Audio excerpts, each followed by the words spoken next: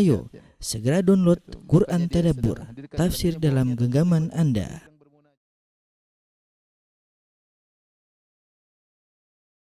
Bismillahirrahmanirrahim. Assalamualaikum warahmatullahi wabarakatuh. Alhamdulillahi ala ihsani wa syukru lahu ala taufiqihi wa amtinani wa asyhadu an la ilaha illallah wahdahu la syarika lahu ta'ziman li sya'ni wa asyhadu anna Muhammadan abduhu wa rasuluhu da'ila ridwani. Allahumma shalli alaihi wa ala alihi wa ashabihi wa ikhwani. Para ikhwan dan akhwat, para jamaah Masjid Tarbiyah Cilandak yang dirahmati oleh Allah Subhanahu wa taala, pada kesempatan bahagia ini kita akan bahas tentang perang yang terkenal dari peperangan-peperangan kaum muslimin, yaitu Ghazwatul Ahzab atau dikenal juga dengan Ghazwat Al-Khandaq. Ghazwat Al-Ahzab atau dikenal juga dengan Ghazwat Al-Khandaq. Adapun dinamakan dengan Ghazwat Al-Khandaq karena ketika itu kaum muslimin menggali parit atau khandaq ya dalam rangka untuk melakukan pertahanan ya, sehingga orang-orang musyrikin tidak masuk dalam kota Madinah, tidak masuk dalam kota Madinah. Sehingga digalilah khandaq ya, sehingga menghalangi mereka untuk masuk dalam kota Madinah. Dan disebut juga dengan Ghazwatul Ahzab karena ketika itu berkumpullah kaum musyrikin dari berbagai macam kabilah ya, bergabung dengan orang Yahudi dari Bani Nadhir ya. Sehingga jumlah mereka sekitar 10.000 orang kemudian menyerang kota Madinah. Sehingga mereka adalah perkumpulan, persekutuan dari berbagai macam kabilah-kabilah Arab, Quraisy, Ghatafan, Bani Asad dan yang lainnya banyak sekali ya. Sehingga disebut dengan Al-Ahzab. Ya, Al-Ahzab artinya sekutu. Datang banyak kemudian menyerang kota Madinah. Dan perang ini terjadi pada bulan Syawal tahun 5 Hijriah ya. Tahun 5 Hijriah ya. Namun nanti akhirnya tidak terjadi peperangan ya karena kaum musyrikin tidak bisa masuk ya. Hanya terjadi panah-panahan di antara mereka ya, tidak terjadi pertemuan fisik ya karena mereka terhalangi dengan khandaq. Adapun sebab terjadinya perang Ahzab yaitu sekelompok dari pemimpin-pemimpin orang Yahudi dari Bani Nadhir yang mereka tadinya tinggal di kota Madinah. Ya kan di kota Madinah ada Bani Qainuqa, kemudian Bani Nadhir dan Bani Quraidah. Bani Qainuqa terusir, Bani Nadhir juga terusir ya. Yang turunlah surat Al-Hasyr ya, di mana mereka pergi, kemudian mereka menghancurkan rumah-rumah mereka. Kemudian mereka pergi meninggalkan kota Madinah. Ya, nanti Bani Quraidah akan diperangi oleh Nabi setelah perang Ahzab. Ketika Nabi mengusir mereka dari kota Madinah, Nabi tidak membunuh mereka, Nabi mengusir mereka. Mereka pergi ke Khaybar. Di antara orang-orang Yahudi tersebutlah Salam bin Mishkam, kemudian Salam bin Abil Huqaiq, kemudian Huyai bin Akhtab, yaitu bapaknya Safiyah, kemudian Kinanah ibn Rabi' dan yang lainnya. Mereka keluar, provokator Yahudi ini, mereka pergi ke Mekah. Sampai di Mekah, kemudian mereka berkumpul dengan pembesar-pembesar orang Quraisy.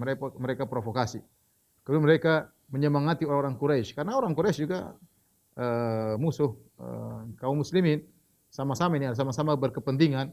Maka orang Yahudi pintar memprovokasi orang-orang Quraisy untuk menyerang kota Madinah ya.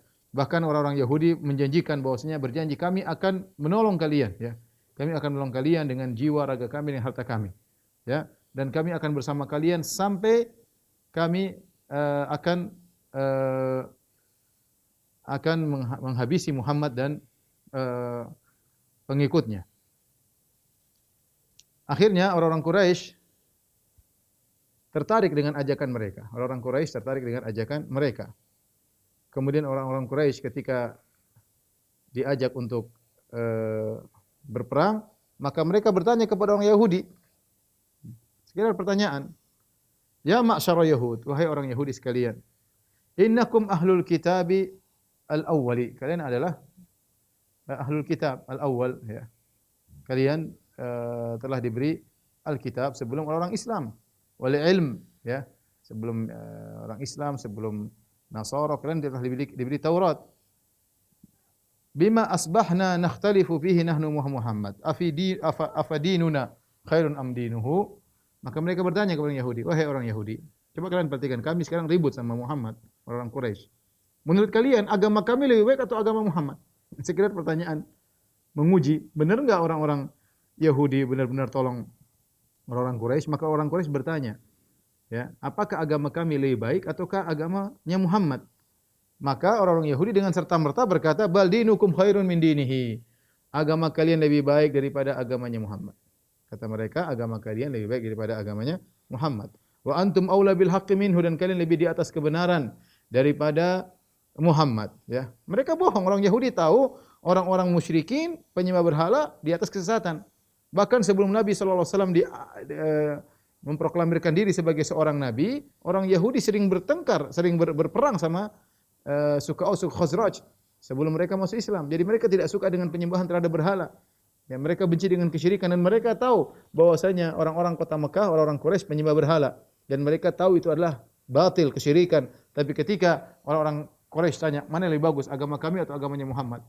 Agama penyembah berhala atau agama penyembah Allah? Maka orang-orang Yahudi demi untuk mengambil hati mereka, mereka berkata, antum lebih baik wahai orang-orang Quraisy. Dan antum lebih utama di atas kebenaran daripada Muhammad. Akhirnya turunlah firman Allah Subhanahu wa taala menceritakan tentang pernyataan mereka tersebut. Kata Allah Subhanahu wa taala, "Alam tara ilal ladzina utu nasiban minal kitabi yu'minuna bil jibti wa tagut." Tidakkah engkau lihat kepada orang-orang yang telah diberikan sebagian daripada Alkitab, diberikan Taurat, yu'minuna bil jibti wa tagut, mereka beriman kepada sihir dan beriman kepada tagut, wa yaquluna lil ladzina kafaru, dan mereka berkata kepada orang-orang Quraisy, orang-orang kafir, haula'i ahda minal ladzina amanu sabila. Kata mereka, kalian orang-orang Quraisy lebih mendapat petunjuk daripada orang-orang beriman, daripada pengikut Muhammad. Kata Allah, ulaikal ladzina la'anahumullah. Mereka itulah orang-orang terlaknat oleh Allah Subhanahu wa taala. Wa may yal'anillahu falan tajida lahu nasira. Barang siapa yang dilaknat oleh Allah, maka dia tidak akan mendapatkan penolong baginya. Jelas orang-orang Yahudi menghalalkan segala cara, ya. Menghalalkan segala cara. Yaitu dari mereka al-ghayah tubarirul wasilah. Tujuan menghalalkan segala sarana. Ulang, ini kaidahnya orang Yahudi. Al-ghayah tubarirul wasilah. Bahwasanya tujuan menghalalkan segala cara. Mereka tidak perlu mau pura-pura kafir, mau perkataan apa saja, enggak ada masalah, ya. Ya, mereka bertaqiyah, ya, taqiyahnya Yahudi. Baik. Inilah pernyataan mereka, ya, untuk menyenangkan hati orang-orang Quraisy. Akhirnya orang Quraisy semakin semangat dengan provokasi dari orang-orang Yahudi dari Bani Nadhir yang dipimpin oleh Huyai bin Akhtab, bapaknya Safiyah bintu Huyai. Baik, akhirnya keluarlah orang-orang Quraisy dengan kelompoknya, ya.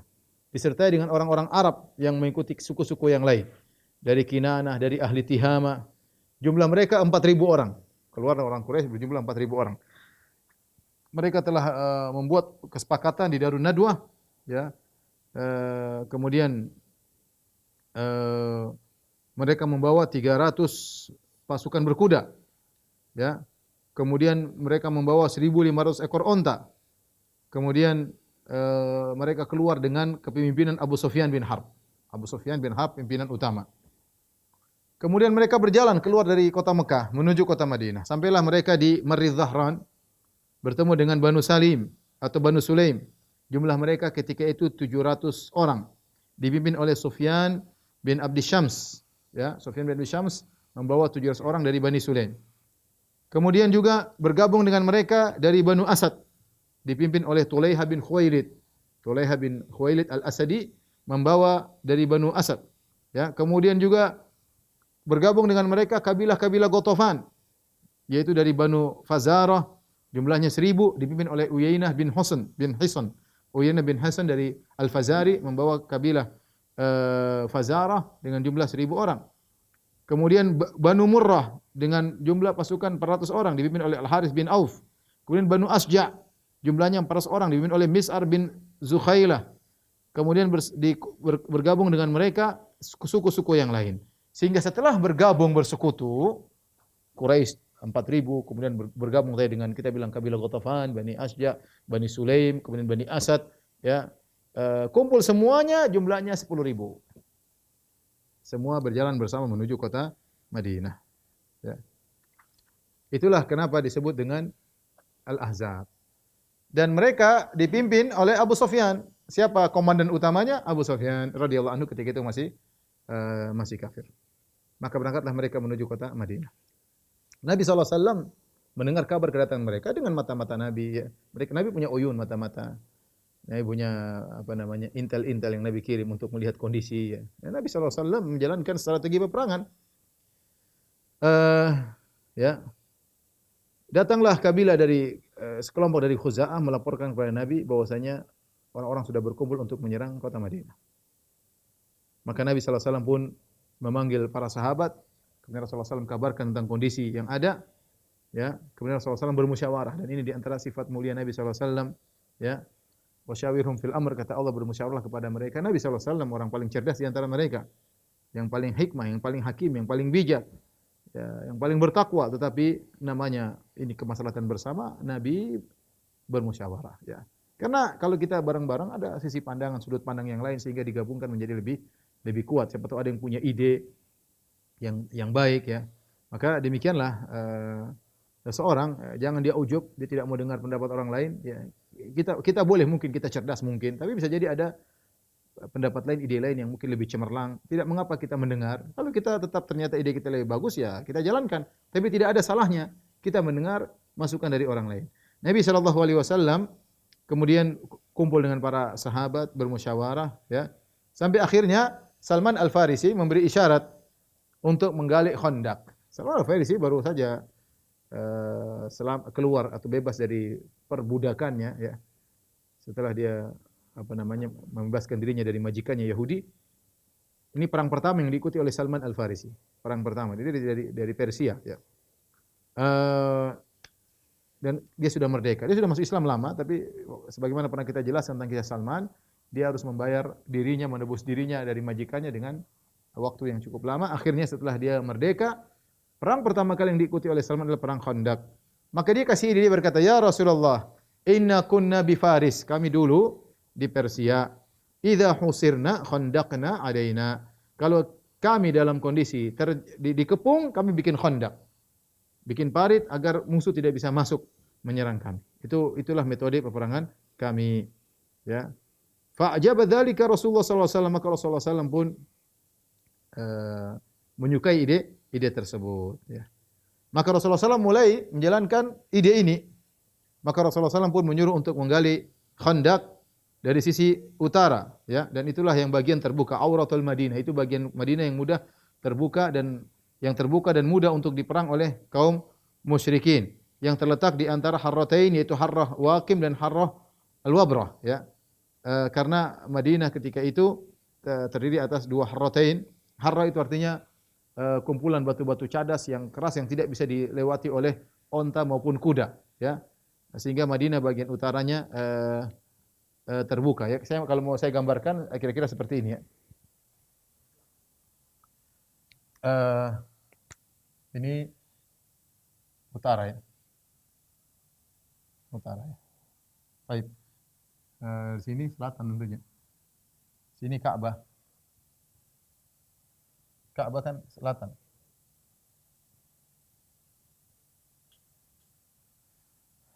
Baik, Madinah, ya, secara umum sederhananya ini Harrah misalnya, ini Harrah. Harrah itu dalam kurung kumpulan, ya, batu cadas, ya, yang tidak bisa dipijak oleh onta dan kuda. Ya, di sini juga Harrah, ya, sama Harrah.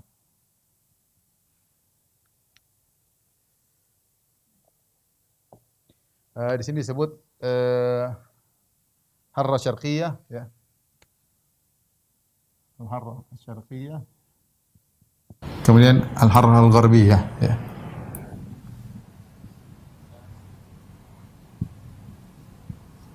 Ini bagian Harrah bagian barat. Ini Harrah bagian timur, ya. Sampai sekarang masih dikenal di Madinah ada Harrah Syarqiyah, ada Harrah Gharbiyah, ya. Sementara bagian selatan daerah sini, di sini banyak kebun-kebun, daerah sini, daerah areal kebun-kebun, ya. Kebun-kebun korma. Sehingga di sinilah kota Madinah, ya, kota Madinah. Sehingga mereka kalau ingin menyerang, disinilah daerah yang terbuka. Inilah areal terbuka. Areal terbuka. Kalau disebut dengan Auratul Madinah. Ya. Inilah yang terbuka. Sehingga ketika Ahzab mau datang menyerang kota Madinah, maka mereka harus menyerang dari daerah utara. Karena dari sini nggak bisa, dari sini nggak bisa, dari selatan nggak bisa. Ya. Mudahnya masuk dari arah utara. Kondisi kota Madinah ketika itu seperti itu. Tidak bisa ditembus dari arah timur, tidak bisa ditembus dari arah barat, tidak bisa ditembus dari arah selatan, hanya bisa ditembus dari arah utara, ya, dari arah utara. Di sini namanya daerah ini namanya Jabal Sila, ya. Jabal Sila. Yang sekarang dekat lokasi Masjid Khandaq.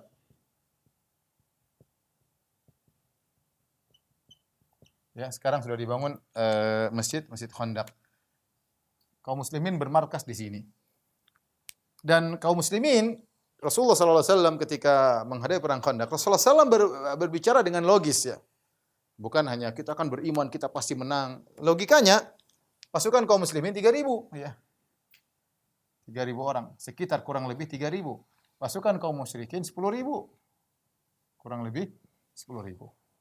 Kemudian ini persenjataan terbatas.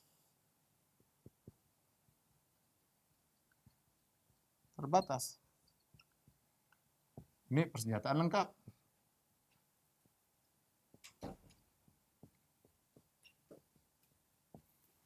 Maka Nabi sallallahu alaihi wasallam berpikir logis, ya. Bagaimana menghadapi 10.000? Susah menghadapi 10.000 ini. Oleh karenanya mau tidak mau Nabi harus bikin khandak di sini. Sinilah digalilah khandak, ya. Gampangannya demikian. Ini khandak. Tentu berkelak-kelok, ini saya sekedar sederhananya, ya. Khandak. Buat apa? Agar orang-orang musyrikin tidak bisa masuk ke areal kota Madinah. Ya. Khandak ini, ya. Khandak ini, ya. Panjangnya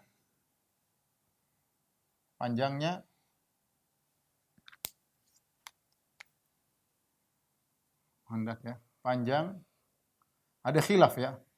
Ada yang mengatakan kurang lebih 3 km.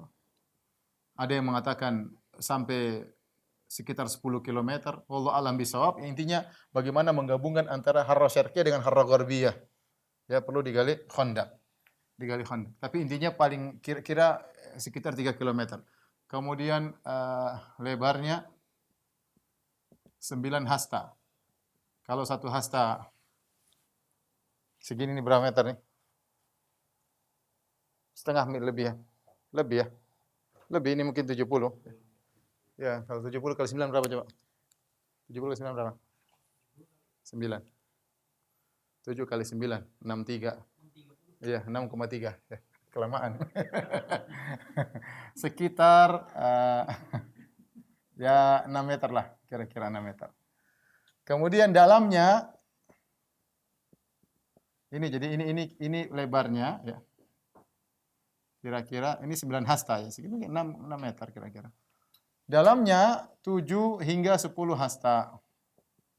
Ya, 7, ya sekitar 4 meter sampai ya mungkin 7 meter lah, kira-kira lah, ya. Ini cukup berat, jadi Nabi bagi tugas. Sementara mereka sedang memperjalanan, mereka sudah bergerak. Sementara mereka sampai di kota Madinah dari Mekah Madinah, perjalanan kurang lebih, ya. Perjalanan dari Mekah menuju Madinah dengan pasukan tersebut kira-kira 1 minggu, kurang lebih 7 hari. Kira-kira 7 hari. Nabi dapat kabar mereka keluar, maka harus segera gali. Dan ini perlu strategi. Ya, Nabi tentu harus berpikir matematis, ya. Ini panjangnya berapa kilometer, lebarnya berapa. Kenapa dibuat 9 hasta dengan lebar sekitar 6 meter, dengan dalam sekitar 7 meter, 4 sampai 7 meter tergantung di daerah mana, supaya kuda tidak bisa loncat. Kalau cuma 2 meter kuda lari masuk, ya. Bahaya kalau udah masuk dalam sini repot. Maka dibuatlah jarak yang cukup panjang dengan lebar yang dalam sehingga kalau kuda masuk tidak bisa loncat lagi ke atas. Ya, kalau dia masuk ke bawah tinggal dipanain oleh kaum muslimin. Ini kira-kira seperti itu ya. Jadi akhirnya dibagi tugas. Ada sebagian ulama mengatakan dibagi 10 orang gali berapa, ditugaskan oleh Nabi karena ini kalau kita bilang kerjaan harus selesai. Dan pendapat yang benar, ada yang mengatakan yang benar kira-kira Nabi harus menggali ini sekitar 6 hari sebelum mereka datang. Waktu kerja ya, kurang lebih 6 hari ya. Kurang lebih 6 hari. Karena kalau 7 hari keburu mereka datang. Maka ini harus disiapkan khandak tersebut, parit tersebut ya. Maka kerjalah para sahabat ya. Ini kira-kira proses penggalian khandak. Suasana ketika itu, kondisi cuaca musim dingin. Musim kelaparan. Ya. Kemudian harus kerja siang malam menggali parit dengan jarak berkilo-kilo dengan lebar 6 meter dalam sekitar 4 sampai 7 meter. Dan ini pekerjaan yang sangat sangat berat harus dikerjakan para sahabat sebelum kaum musyrikin sampai ke kota Madinah. Mulailah para sahabat menggali dan menggali. Taib. Mulailah para sahabat menggali di musim dingin ya. Dan Rasulullah SAW terjun langsung menggali. Rasulullah SAW pemimpin tapi dia tidak cuma asal ngomong ya. Ya, tapi dia turun kerja. Rasulullah SAW ikut turun kerja ya. Beliau mengangkat tanah ya, memberi motivasi kepada kaum muslimin ya. Al-Imam Al-Bukhari Imam Muslim meriwayatkan dari Anas bin Malik radhiyallahu ta'ala anhu, beliau berkata, "Kharaja Rasulullah sallallahu alaihi wasallam ila al-Khandaq." Rasulullah SAW keluar menuju Khandaq. Fa idzal muhajiruna wal ansar yahfiruna fi ghadatin baridah. Tiba-tiba ya karena 6 hari Rasulullah ngecek, Rasulullah ikut kerja, Rasulullah ngecek, Rasulullah ikut kerja. Pagi hari tiba-tiba Rasulullah SAW melihat para sahabat sedang menggali di waktu pagi yang dingin, di waktu subuh yang dingin. Mereka tidak punya budak-budak untuk disuruh ya, untuk mengerjakan pekerjaan. Tatkala Nabi SAW melihat keletihan yang dirasakan oleh para sahabat di musim dingin, kemudian kelaparan yang dirasakan oleh para sahabat, maka Rasulullah SAW berkata, Allahumma innal aisha aishul akhirah, faghfir lil ansari wal muhajirah. Ya Allah, sungguhnya kehidupan yang sungguhnya adalah kehidupan akhirat. Ampunilah kaum Ansar dan kaum Muhajirin. Ya. Ini perkataan Nabi yang luar biasa. Allahumma innal aisha aishul akhirah. Ya, faghfir lil ansari wal muhajirah. Ampunilah kaum Ansar dan kaum Muhajirin. Ya. Sampai sebagian ulama mengatakan kalau kita terpesona dengan dunia atau kita melihat dunia dalam kondisi sulit, maka ucapkanlah innal aisha aishul akhirah. Sungguhnya kehidupan yang sungguhnya kehidupan akhir, bukan kehidupan yang sekarang. Kalau Anda susah, sabar, ini bukan kehidupan yang sungguhnya. Kalau Anda melihat orang dalam hidup kehidupan mewah, bilang ini bukan kehidupan yang sungguhnya. Ya, agar kita ingatkan diri kita, innal aisha aishul akhirah. Sungguhnya kehidupan yang sungguhnya adalah kehidupan akhir. Sehingga kita tidak tergiur dengan dunia yang dimiliki oleh orang lain dan kita tidak terlalu bersedih dengan kesulitan yang kita hadapi. Ya. Kita ingatkan diri kita, ingatkan keluarga kita, innal aisha aishul akhirah. Kehidupan yang sungguhnya adalah kehidupan akhirat. Ya, karena banyak hal yang buat kita lalai dalam kehidupan dunia ini ya. Ketika Nabi SAW berkata kepada para sahabat, Allahumma innal aisha aishul akhirah warfar faghfiril ansaril wal muhajirah. Ya Allah, kehidupan yang sungguhnya kehidupan akhirat. Ampunilah kaum Ansar kaum Muhajirin. Maka para sahabat yang sedang bekerja menggali khandak, maka mereka kemudian berkata kepada Nabi SAW dengan syair mereka, Nahnu alladhina baya'u Muhammadan alal jihadi ma baqina abada. Kamilah yang telah membaiat Muhammad untuk berjihad selama kami masih hidup. Kami akan berjihad menemani Nabi selama kami masih hidup. Al-Imam Al-Bukhari Imam Muslim juga meriwayatkan dari Al-Bara' bin Azib radhiyallahu anhuma. Beliau berkata, lamma kana yaumul ahzab, tatkala perang Khandaq. Wa khandaqa Rasulullah sallallahu alaihi wasallam, Rasulullah SAW ikut menggali parit. Ra'aituhu yanqulu min turabil khandaq. Aku melihat Nabi mengangkat tanah dari khandak. Bayang parit panjang digali. Nabi ikut kerja. Karena waktu harus segera. Kalau tidak terlambat percuma. Proyek selesai tidak sesuai dengan jadwalnya percuma. Musuh masuk malah mereka letih tatkala menghadapi itu semua ya. Harus segera sebelum musuh datang. Ya, Nabi SAW menggali tanah dari Khandaq hatta wara anni turabu jildata batnihi. Sampai-sampai ya aku tidak bisa melihat kulit perutnya Nabi sallallahu alaihi wasallam. Kenapa? Karena perut Nabi terpenuhi dengan tanah. Wa kana katsira sya'ar, dan Nabi sallallahu alaihi wasallam memiliki rambut yang banyak bahkan di perutnya, di tubuhnya, ya. Tapi semuanya penuh dengan tanah sampai aku tidak bisa melihat kulit perutnya. Bayangkan, berarti benar-benar Nabi kerja keras sampai tanah semua memenuhi, debu memenuhi tubuh Nabi sallallahu alaihi wasallam. Fasami'tuhu yartajizu bi kalimati Abdullah bin Rawahah. Dan aku mendengar Nabi sallallahu alaihi wasallam mengucapkan syair-syairnya Abdullah bin Rawahah, wa huwa yanqulu minat turabi, dalam kondisi dia mengangkat tanah sambil beliau berkata, Allahumma laula anta mahtadaina. Ya Allah, kalau bukan karena Engkau kami tidak dapat hidayah. Wala tasaddaqna wala shallaina, kami tidak bisa bersedekah dan kami tidak bisa salat. Fa anzilan sakinatan alaina, ya Allah turunkanlah ketenteraman bagi kami. Wa tsabbitil aqdama in laqaina, ya Allah kuatkanlah kaki kami ketika kami bertemu musuh. Innal ula qad bagaw alaina, sungguhnya mereka telah berbuat zalim kepada kami orang-orang Quraisy. Wa in aradu fitnatan abaina, kalau mereka ingin fitnah, kami tidak ingin fitnah tersebut, kami akan menghadapi mereka. Thumma yamudu sautahu bi akhiriha, di akhir syair Nabi berkata, wa in aradu fitnatan abaina. Abaina, ya. Dalil bahwasanya seorang boleh bersyair ya dalam rangka untuk memberi semangat dalam bekerja, ya.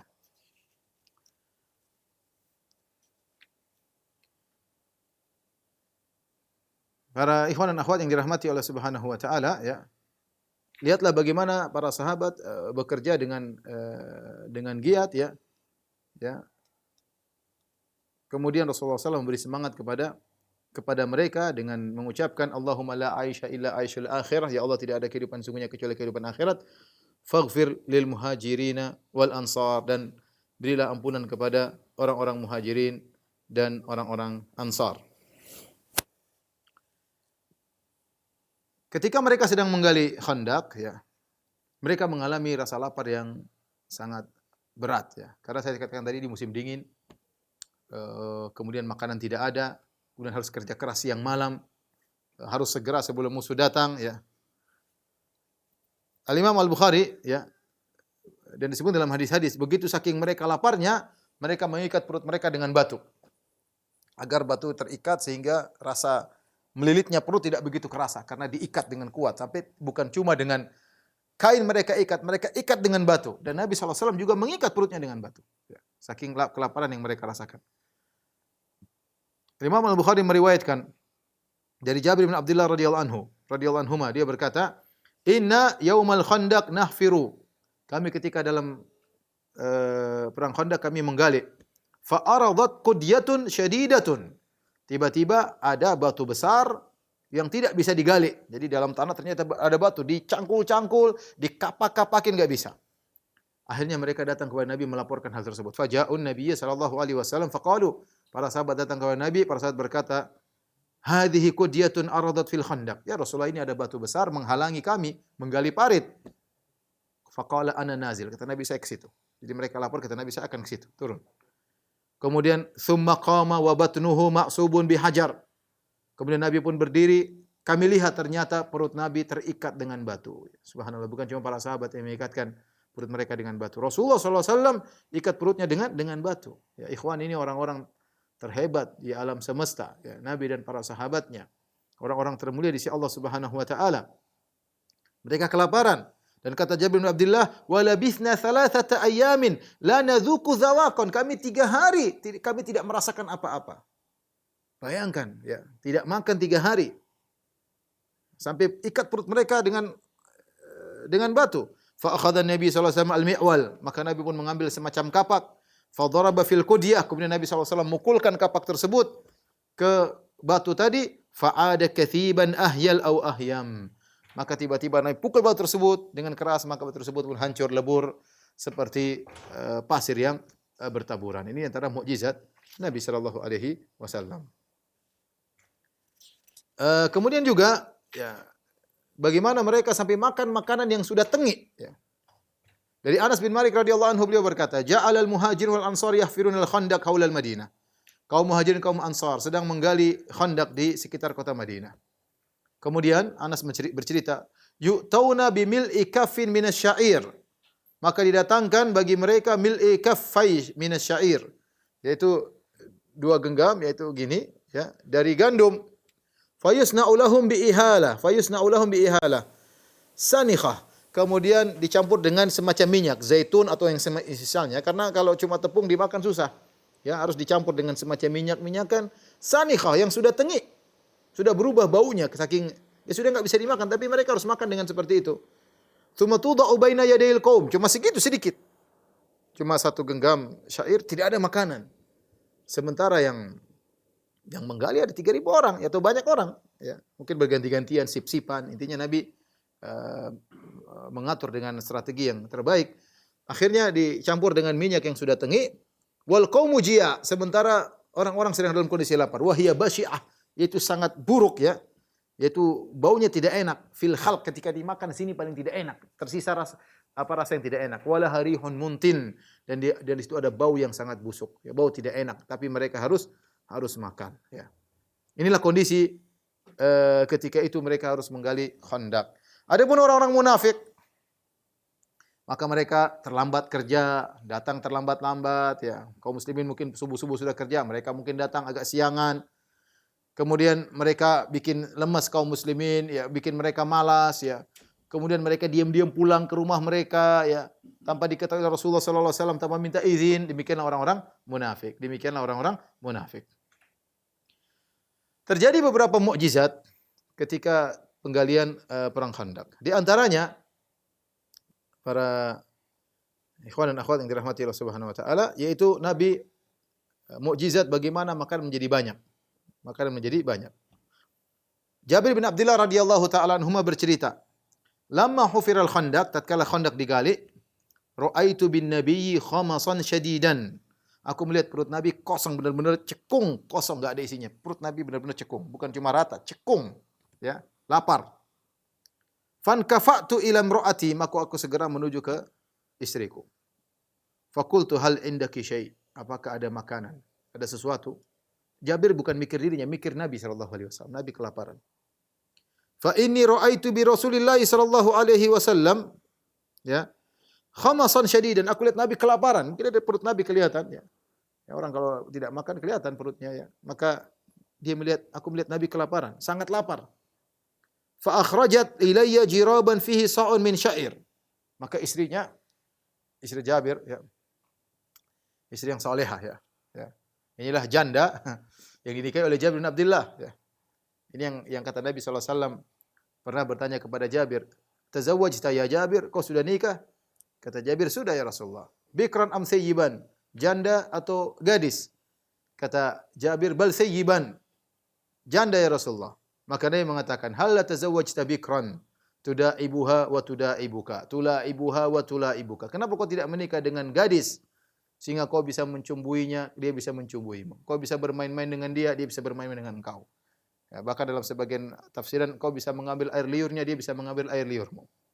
Maka Jabir berkata, "Ya Rasulullah, saya punya adik-adik perempuan banyak. Dan ayahku sebelum meninggal, yaitu Abdullah bin Haram, mewasiatkan kepada aku agar aku perhatian sama adik-adik perempuanku. Maka saya tidak mungkin nikah dengan perempuan seumuran dengan adik-adikku, tidak bisa ngurus mereka." Ya. Maka saya pun menikah dengan janda agar bisa ngurus adik-adikku. Dan Jabir tepat. Dia meninggalkan kesenangannya. Kalau pengen senang ya menikah dengan gadis. Tapi Jabir menikah dengan janda sebagai bentuk berbakti kepada orang tua. Agar janda ini bisa ngurus adik-adiknya. Dan dia mendapatkan istri yang salehah. Inilah si janda tersebut, istri Jabir. Ketika Jabir berkata kepada istrinya, ya, "Hal indaki syai', kau punya sesuatu enggak? Sungguh aku melihat Rasulullah SAW kelaparan." Fa akhrajat ilayya jiraban fihi sa'un min syair. Maka kemudian dia keluarkan jirab, yaitu semacam tempat, ya. Isinya 1 sa' gandum. 1 sa' itu ya 1 sa' ukuran bayar zakat, ya. Ukuran bayar zakat ya kira-kira 2,5 kilo. Kalau beras ya kira-kira seukuran gitulah. Volume 1 sa'. Isinya gandum. Kemudian dia berkata, "Walana buhaimatun dajin." Fadzabahtuha, kata Jabir, dan kami punya buhaimah. Buhaimah itu buhaimah yaitu kambing kecil, dajin yaitu kambing yang dajin maksudnya tidak dipelihara di rumputan tapi di sekitar rumah aja, masuk keluar rumah namanya dajin. Bisa kambing kalau seperti kita misalnya ayam yang artinya jalan-jalan di rumah. Jadi kami punya kambing kecil, dajin. Fadzabahtuha, maka aku pun sembelih. Wa tohanit syair, maka tohanit syair. Ya, maka kemudian istrinya pun menggulung gandum, menggiris gandum, ya, diperhalus. Fa faragat ila firaghi, ya. Kemudian atau faragtu ila firaghi wa qata'tuha fi burmatiha, ya. Thumma wallaitu ila Rasulillah sallallahu alaihi wasallam. Kemudian aku pun, ya, pergi ke tempat tempayanku, kemudian aku potong-potong kambing, aku letakkan di tungku, kemudian aku pergi menuju Rasulullah sallallahu alaihi wasallam. Faqalat, ketika aku pergi kepada Nabi, istriku panggil. Kata istriku, la tafdhahni. Jangan kau bikin malu aku, ya. La tafdhahni bi Rasulillah wa biman ma'ahu. Jangan bikin malu saya, ya. Jangan bikin malu saya depan Rasulullah dan sahabat-sahabatnya, ya. Ingat, cuma kambing kecil, cuma 1 sok gandum. Dan ini diingat oleh Jabir. Istrinya cerdas, ingat, kita cuma sedikit, ya. Jangan bikin malu. Nanti orang tamu datang enggak cukup gimana? Faji'tuhu, maka aku pun datang kepada Nabi sallallahu alaihi wasallam, wa sarartuhu, dan aku bisik-bisik kepada Nabi. Fakultu, ini undangan dari Jabir. Kata Jabir, aku bisik-bisikin Nabi, aku berkata, ya Rasulullah, dzabahna buhaimatan lana. Ya. Jabir mengucapkan dengan jelas, ya Rasulullah, kami baru nyembelih kambing kecil. Wa tohanna sa'an min syair, dan kami sudah menggiris 1 sok gandum, ya, cuma 2,5 kilo, kambing kecil. Kana indana, kami miliki tadi, itu yang kami punya ya Rasul, tidak ada yang lain. Fata'al anta wa nafarun ma'aka. Wahai Rasulullah, datanglah ke rumahku dengan beberapa orang. Jabir sudah undangannya jelas. Datanglah engkau dengan beberapa orang. Kenapa? Karena kambing kecil, gandum cuma 2,5 kilo. Datanglah engkau dengan beberapa sahabat. Apa yang dilakukan oleh Nabi? Fasohan Nabi sallallahu alaihi wasallam. Nabi teriak. Beliau berkata, "Ya ahlal khandaq, wahai orang-orang yang sedang gali khandaq, inna Jabiran qad sana'a su'ran." Sungguhnya Jabir sedang bikin makanan untuk walimah kali. Fahayya halla bikum, ayo mari kita makan. Ya, subhanallah. Dalam riwayat Imam Ahmad, Jabir berkata, "Inna lillahi wa inna ilaihi raji'un." Ya, repot. Undang cuma beberapa orang, khandaq ratusan orang. Kemudian Nabi berkata kepada Jabir, karena ada mau terjadi mukjizat. La tunzilanna burmatakum wa la takhbizanna ajinakum hatta aji'a. Jangan kau turunkan tungku kalian, tungku yang buat masak kambing jangan diturunkan, dan jangan jangan dibakar adonan roti sampai aku datang. Jangan lakukan apapun. Kemudian kata Jabir, faji'tu, aku pun datang ke rumah. Kemudian Rasulullah SAW datang, ya, dengan orang-orang banyak. Sampai aku datang kepada istriku. Istriku berkata, bika wa bika, engkau ini. Qad fa'altu alladhi qulti. Aku berkata kepada istriku, ya istriku, aku sudah sampaikan wasiatmu. Ya, aku sudah bilang sama Nabi, kambing kecil cuma 1 sok gandum. Tapi ya Nabi yang panggil mereka, mau apa lagi? Padahal istrinya sudah bilang, hati-hati jangan bikin malu saya, ya. Jangan bikin malu saya. Jangan sampai orang datang makanan tidak cukup. Ya, Jabir bilang, saya sudah melaksanakan titahmu wahai istriku. Tapi ternyata di luar dugaan. Akhirnya fa akhrajat Rasulullah SAW ajinan fa basaqa fihi. Maka istrinya mengeluarkan adonan roti yang terbuat dari gandum, maka Rasulullah SAW meludah ke situ. Wa baraka. Rasulullah mendoakan agar adonan tersebut yang sudah diludahi oleh Nabi SAW diberkahi. Tsumma amada ila burmatina. Kemudian Nabi pergi kepada tungku, yaitu panci yang digunakan untuk masak kambing. Fa basaqa. Rasulullah SAW meludah lagi di situ. Wa baraka. Rasulullah SAW berdoa agar diberkahi. Tsumma qala, kemudian Rasulullah berkata, ud'u khabizatan faltakhbiz ma'i. Panggil tukang roti, suruh ikut sama saya kita bakar roti. Waqdahi min burmatikum wala tunziluha. Dan ambillah dari kambing dari panci tapi jangan diturunkan. Panci jangan diturunkan, biar di situ aja. Kemudian kata Jabir radhiyallahu anhu, wahum alf, ternyata mereka jumlahnya 1.000 orang. 1000 orang. Kata Jabir, fa uqsimu billah. Aku bersumpah dengan nama Allah. Laqad akalu hatta taraku. Mereka makan sampai mereka kenyang, mereka tinggalkan makanan tersebut, sudah enggak selera lagi. Makan sampai mereka tinggalkan. Wan harafu, dan mereka pulang semua dari rumahku. Wa inna burmatana la ta'idhu kama hiya. La taghittu kama hiya, sementara kuah kambing kami masih terus ya berisi seperti semula, seperti belum diambil sama sekali. Wa inna ajinana la yukhbazu kama huwa. Ternyata adonan roti kami ternyata masih seperti sedia kala. Dan ini mukjizat Nabi sallallahu alaihi wasallam ya. Ikhwan dan akhwat yang dirahmati oleh Allah Subhanahu wa taala. Ini di antara bentuk mukjizat Nabi sallallahu alaihi wasallam. Ya Ibnu Taimiyah dalam kitabnya Nubuwat menjelaskan bahwasanya mukjizat Nabi tidak sama dengan keajaiban-keajaiban yang lain. Air jadi banyak, kemudian makanan jadi banyak. Ini tidak bisa dilakukan kecuali oleh Nabi sallallahu alaihi wasallam. Adapun mendatangkan makanan dari tempat jauh, jin mungkin bisa melakukan. Makan tempat jauh mungkin jin bisa. Mungkin ada buah yang hanya ada di musim dingin, tiba-tiba datang di musim panas, jin juga bisa bikin. Tapi makanan tiba-tiba jadi banyak ya, hanya diridhoi oleh Nabi sallallahu alaihi wasallam. Ini mukjizat yang tidak ada yang bisa melakukan kecuali nabi atau para anbiya yang semisalnya ya. Di antara mukjizat yang lain yang terjadi ketika perang Khandaq, apa yang diriwayatkan Imam Al-Bukhari dalam sahihnya dan juga diriwayatkan Imam Ahmad dalam musnadnya dari Jabir radhiyallahu anhu. Beliau berkata, "Makatha Nabi sallallahu alaihi wasallam wa ashabuhu wa hum yahfiruna al-khandaq thalathan." Nabi sallallahu alaihi wasallam dan para sahabatnya sedang menggali Khandaq. 3 hari lam yadzuqu ta'aman, 3 hari mereka tidak makan. Wa qalu ya Rasulullah, inna hahuna qudiyah, kata mereka Rasulullah, di sana ada batu minal jabal, batu yang menghalangi kami. Wa qala Rasulullah sallam rusyuha bil ma, percikan air, tuangkan air pada batu tersebut. Farashuha, maka mereka pun menumpahkan air pada qudiyah, batu tadi. Tsumma ja'a Nabi sallallahu alaihi wasallam fa akhadha al-mi'wal aw al-mishah, kemudian Nabi mengambil kapak atau mengambil cangkul. Tsumma qala, kemudian Nabi berkata, bismillah. Fa daraba thalathan. Rasulullah pukul 3 kali pakai kapak tersebut. Bismillah, 1, 2, 3. Fasarat kathiban yuhal, maka jadilah seperti pasir yang bertaburan. Ya. Fakanat minni iltifatatun. Tiba-tiba aku melirik Nabi sallallahu alaihi wasallam. Fa idza Rasulullah sallallahu qad shadda ala batni hajaran. Ternyata Rasulullah sallallahu mengikatkan batu di perutnya, ya. Ini sepertinya kisah yang sebelumnya yang sudah kita sebutkan. Ternyata ada batu lain lagi yang menghalangi, yang diriwayatkan Imam Ahmad dalam musnadnya dan Nasa'i dalam Sunan Kubra dengan sanad yang hasan dari Al-Bara' bin Azib. Dari Al-Bara' bin Azib, beliau berkata, "Lamma amara Rasulullah sallallahu alaihi wasallam an nahfir al-khandaq." Tatkala Rasulullah sallallahu memerintahkan kami untuk menggali khandaq, arada lana fihi hajarun la ya'khudhu fihi al-mi'wal. Tiba-tiba ada batu yang menghalang kami, tidak bisa dipukul dengan kapak. Fastakaina dzalika ala Rasulillah sallallahu alaihi wasallam. Maka kami pun mengeluh kepada Rasulullah sallallahu alaihi wasallam. Ya. Kami tidak bisa menghilangkan batu tersebut.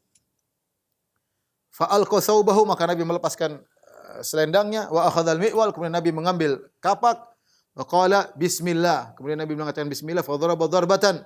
Nabi pukul sekali, fa kasara thulutsa sakhrah, maka sepertiga batu pecah. Kemudian Rasulullah berkata, ketika sepertiga batu pecah, Rasulullah berkata, Allahu akbar. U'titu mafatihah Syam, aku telah diberikan kunci-kunci kota negeri Syam. Wallahi inni la ubsiru qusurahal humra al-ana min makani hadha. Sungguh aku sekarang di tempat ini aku melihat istana-istana negeri Syam yang berwarna merah. Ya. Tsumma daraba ukhra, kemudian Nabi pukul kedua kali. Wa qala bismillah. Wa kasara thulutsan akhar, sepertiga batu pecah lagi. Rasulullah SAW berkata, Allahu akbar. U'titu mafatihah Faris, aku diberikan kunci-kunci perbendaharaan negeri Persia. Wallahi inni la ubsiru qasral madain al-abyad al-an.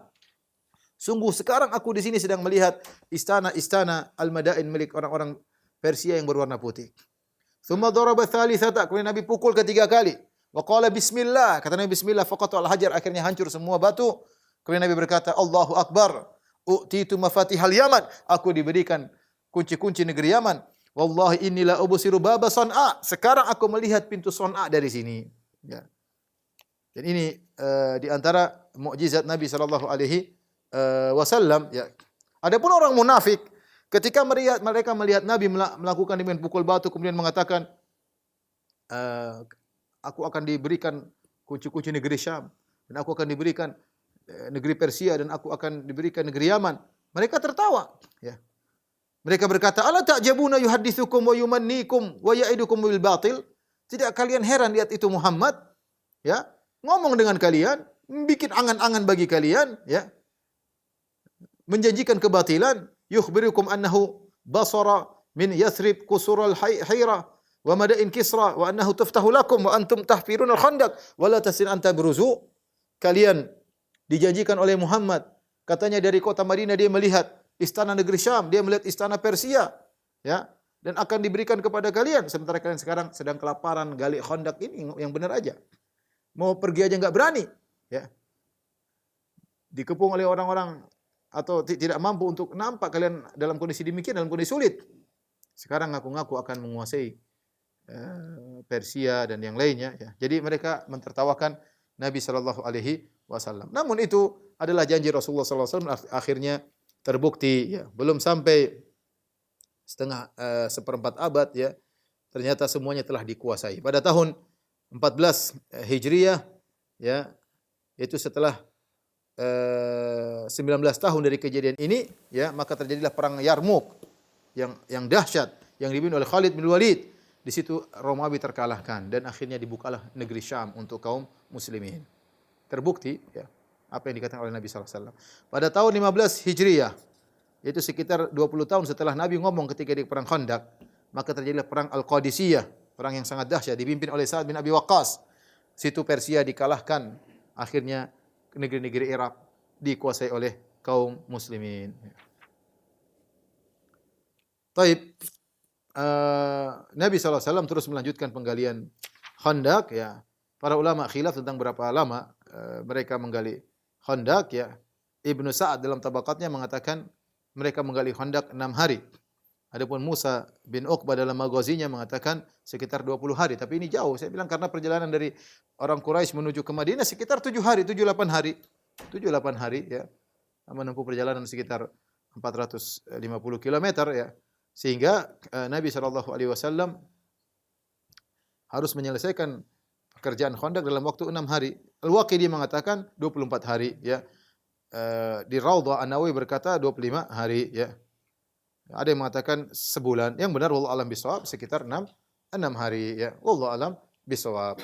Kemudian akhirnya kaum musyrikin sampai ke kota Madinah, ya. Kaum musyrikin sampai ke kota Madinah. Ketika mereka masuk kota Madinah, mereka dikagetkan dengan adanya Khandaq, ya. Ini mereka tidak duga sebelumnya, ya. 10.000 pasukan datang ingin menyerang kota Madinah, ya. Ternyata mereka dikagetkan dengan adanya Khandaq. Dan Allah mengkabarkan tentang mereka, "Idz ja'ukum min fawqikum wa min asfala minkum." Tatkala datang dari atas kalian dan dari bawah kalian. Musuh mengepung kalian. Dari atas kalian maksudnya dari orang-orang Quraisy bersama kabilah-kabilahnya semua 10.000. Dari bawah kalian maksudnya dari jantung kota Madinah, dari daerah selatan ada orang-orang Yahudi, yaitu dari Bani Quraidah, ya. Jadi kalau kita gambarkan, ya, daerah sini ada daerah sekitar sini ada kabilah Quraidah, ya. Suku Yahudi. Mereka ada sekitar kurang lebih 700, ya.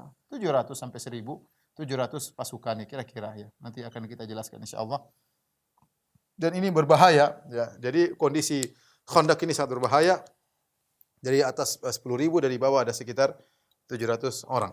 Kemudian para sahabat ketika mereka menggali Khandaq, ya, kemudian tentu hasil galian tersebut mereka sebagian ulama mengatakan mereka kumpulkan di sini. Jadi mereka kumpulkan hasil galian di bibir Khandaq ini. Jadi di sini ada tumpukan, ya, ada tumpukan bekas galian, ya, sebagai tempat persembunyian kaum muslimin ketika menyerang pasukan kaum musyrikin dengan panah-panah mereka. Taib, ikhwan dan akhwat yang dirahmati Allah Subhanahu wa taala, mungkin sampai di sini dulu. Insyaallah pekan depan baru kita jelaskan bagaimana terjadinya perseteruan atau peperangan antara kaum musyrikin dengan kaum muslimin pada pertemuan depan insyaallah taala. Demikian yang bisa saya sampaikan, kalau bisa mohon maaf. Wabillahi taufiq wal hidayah. Assalamualaikum warahmatullahi wabarakatuh.